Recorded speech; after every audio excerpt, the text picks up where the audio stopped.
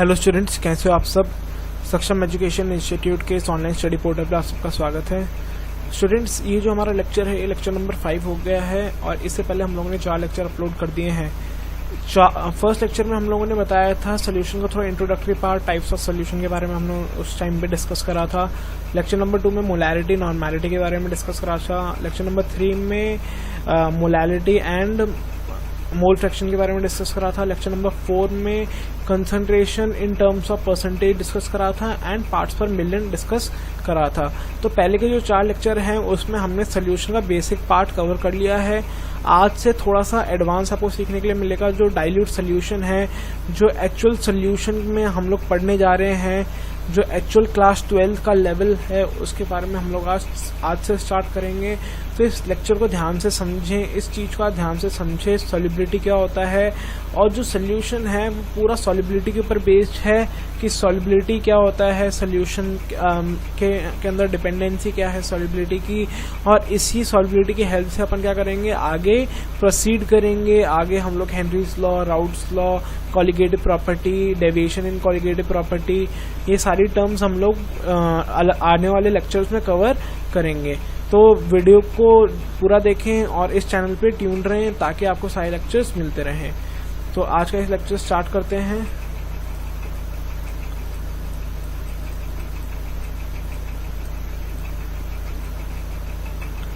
तो स्टूडेंट्स, जो सॉल्युबिलिटी है उसे अपन पहले डिफाइन कर लेते हैं। सॉल्युबिलिटी का क्या मतलब होता है कि जो मैक्सिमम अमाउंट ऑफ सब्सटेंस है जो आप एक सॉल्वेंट में डिसॉल्व कर सकते हो।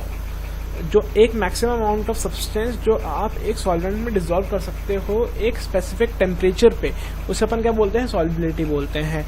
जैसे एक स्पेसिफिक टेम्परेचर पे, रूम टेम्परेचर पे आप एक limited amount of sugar he water में डिसॉल्व कर सकते हो। जैसे आपको चाशनी बनानी होती है तो चाशनी बनाने के लिए आप क्या करते हो, पानी में चीनी मिक्स कर, लेकिन ये जो रिएक्शन हो रही है वो रूम टेम्परेचर पे हो रही है। आप इसमें कोई हीट प्रोवाइड नहीं कर रहे हो, इसे हीट नहीं कर रहे हो। एक स्पेसिफिक टेम्परेचर पे अपन क्या करा रहे हैं, जो शुगर है उसे पानी में डिसॉल्व करवा रहे हैं। तो आप देखते हो कि आप पानी में चीनी डालते जाते हो, लेकिन एक ऐसी स्टेट आती है कि जिस स्टेट में जो शुगर है वो डिसॉल्व नहीं हो रही है। तो उस स्टेट में जो सॉल्युबिलिटी होगी शुगर की वाटर में, उस कितना अमाउंट ऑफ शुगर उस टाइम पे डिसॉल्व हो चुका होगा, उसे अपन क्या बोलेंगे, सॉल्युबिलिटी बोलेंगे। Solubility of sugar in water at specific temperature. ठीक है, तो सॉल्युबिलिटी को अपन बेसिकली अमाउंट ऑफ सब्सटेंस जो एक सॉल्वेंट में डिसॉल्व होता है, एक स्पेसिफिक अमाउंट ऑफ सॉल्वेंट में डिसॉल्व कर रहे हैं एक स्पेसिफिक टेम्परेचर में, उसे अपन क्या बोलते हैं, सॉल्युबिलिटी बोलते हैं। स्टूडेंट, जो सॉल्युबिलिटी होती है वो 4 फैक्टर्स पर डिपेंड करती है, nature of solvent, nature of solute, temperature and pressure. और इन्हीं 4 फैक्टर्स के बारे में अपन लोग क्या करेंगे, पढ़ेंगे। और जो प्रेशर है, प्रेशर से ही रिलेटेड आगे हम लोग क्या करेंगे, पढ़ेंगे। जो राउट्स लॉ है, हेनरी लॉ है, वो सब किस पे डिपेंड है, इफेक्ट ऑफ प्रेशर पे ही डिपेंड है। जो फैक्टर्स सॉल्युबिलिटी को अफेक्ट करते हैं, प्रेशर जो एक इम्पॉर्टेंट फैक्टर हो जाएगा, तो उसके बारे में अपन लोग आगे पढ़ेंगे। तो सॉल्युबिलिटी का जो प्रिंसिपल है, सॉल्युबिलिटी एक बहुत इंपॉर्टेंट प्रिंसिपल को फॉलो करता है, लाइक डिसॉल्व लाइक के प्रिंसिपल को ये फॉलो करता है। यानी जो पोलर, जैसे मान लो कि एक पोलर सॉल्वेंट है आपका, एक पोलर सॉल्वेंट है, उसके एक पोलर सॉल्यूट है, उसको आप एक पोलर सॉल्वेंट के अंदर ही डिसॉल्व कर सकते हो। तो पोलर को आप पोलर में ही डिसॉल्व कर सकते हो, नॉन पोलर को आप किसमें, नॉन पोलर में ही डिसॉल्व कर सकते हो। यानी नॉन पोलर सॉल्वेंट को, नॉन पोलर सॉल्यूट को आप नॉन पोलर सॉल्वेंट में ही डिसॉल्व कर सकते हो। तो जो सॉल्युबिलिटी है वो लाइक डिसॉल्व लाइक का कंसेप्ट फॉलो करती है। और इसमें जो सॉल्युबिलिटी है, तो सबसे पहले अपन जो टर्म पढ़ेंगे, solubility of solid in liquid. हम क्या करेंगे, सॉलिड को लिक्विड में मिक्स करेंगे, सॉलिड को लिक्विड में डिसॉल्व करेंगे और उसके फैक्टर्स अपन पढ़ेंगे कि कौन कौन से फैक्टर सॉल्युबिलिटी को अफेक्ट कर रहे हैं। तो इसमें जो सबसे पहला फैक्टर आता है वो आता है टेम्परेचर। और जो मेजर प्रिंसिपल जो सॉल्युबिलिटी फॉलो करता है वो कौन सा फॉलो करता है, लाइक डिसॉल्व लाइक का कंसेप्ट वो फॉलो करता है। यानी पोलर को पोलर में मिक्स करना है, नॉन पोलर को नॉन पोलर में मिक्स करना है। अगर आप पोलर को नॉन पोलर में मिक्स करोगे तो कुछ नहीं होने वाला। ठीक है, तो इस चीज को आप ध्यान रखें कि पोलर को नॉन पोलर में मिक्स करोगे तो वो चीज कभी भी डिसॉल्व नहीं होगी। आपको पोलर को पोलर में ही डिसॉल्व करना पड़ेगा, नॉन पोलर को नॉन पोलर में ही डिसॉल्व करना पड़ेगा। ठीक है, तो सबसे पहला इफेक्ट आता है इफेक्ट ऑफ टेम्परेचर, कि टेम्परेचर का क्या इफेक्ट पड़ता है सॉल्युबिलिटी पे, अपन वो पढ़ते हैं। तो अगर प्रोसेस एक्सोथर्मिक है, एक्सोथर्मिक का क्या मतलब हो गया, हीट जो है वो रिलीज हो रही है। हीट अगर रिलीज हो रही है तो टेस्ट ट्यूब क्या हो जाएगी, ठंडी हो जाएगी।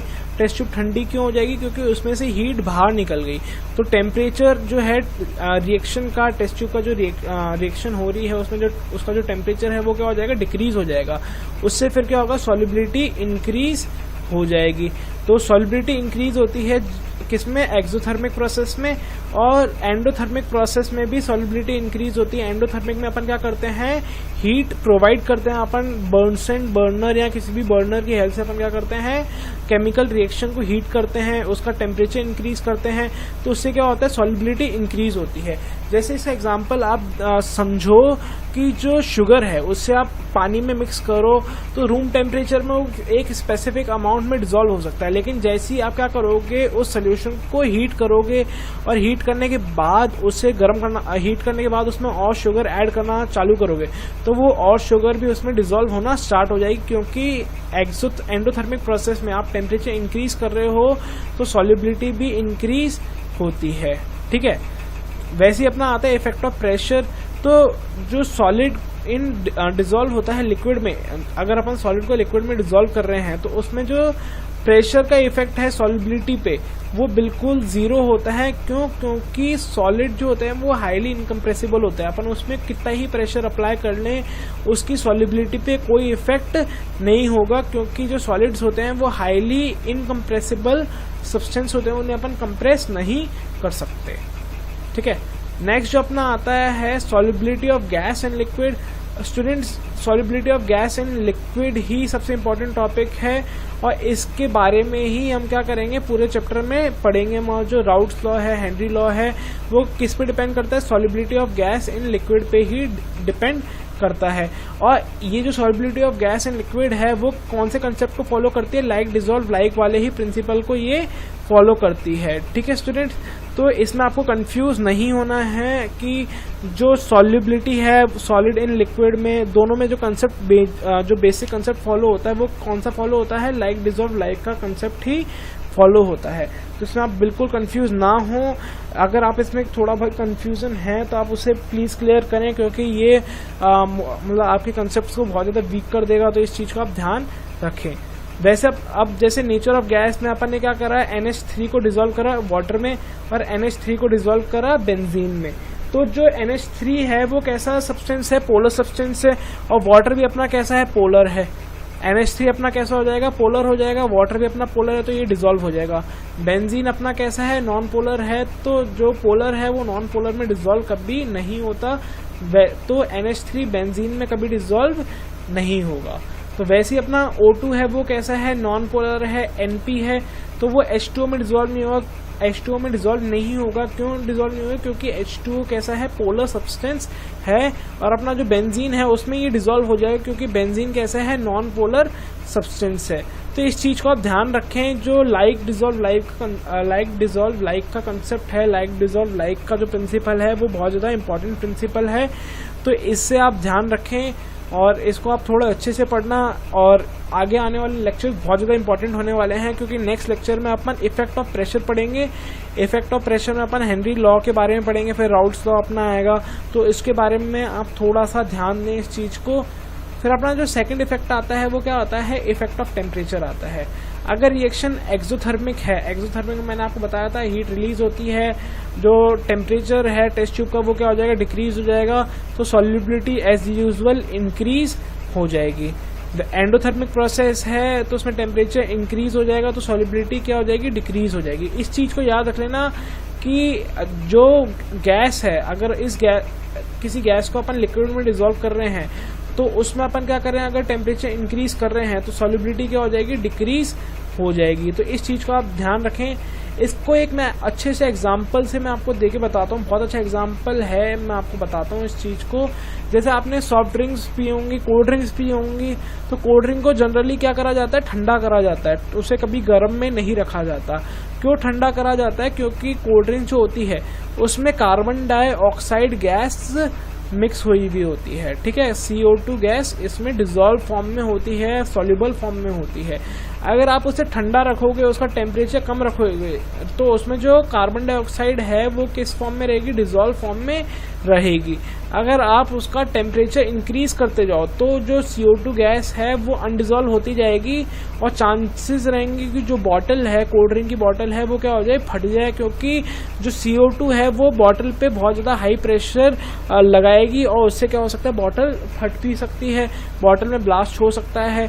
इसलिए जो कोल्ड ड्रिंक्स हैं उन्हें फ्रिजर्स में रखा जाता है, उन्हें कभी भी सनलाइट या जो हीटेड एरिया होते हैं, गर्म एरिया होते हैं, उनमें नहीं रखा जाता है, क्योंकि उसमें जो कार्बन डाइऑक्साइड गैस होती है वो क्या होती है, डिजोल्व फॉर्म में होती है। ठीक है, तो इस चीज़ को आप ध्यान रखें। वैसे एक और एग्जांपल मैं आपको दूंगा, लेकिन वो एग्जांपल मैं आपको नेक्स्ट लेक्चर में दूंगा। आज के लिए बस इतना ही।